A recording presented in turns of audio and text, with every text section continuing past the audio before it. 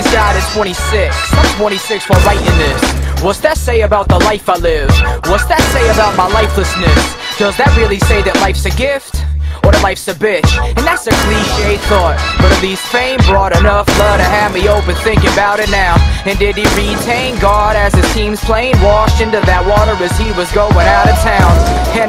And I can't draw parallels. I'm just a young Catholic boy raised being scared of hell, who lost his faith, grew up into an ne'er-do-well, riding life's round and rounds, Tevin Campbell's carousel.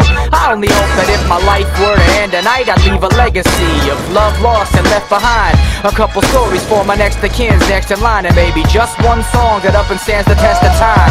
Cause I got a body just as young as Otis, and mine is old. They say there's footage of his body being found now.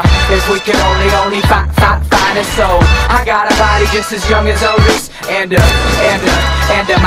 mine is old. They say there's footage of his body being found now. If we could only find his soul. He was born in 41.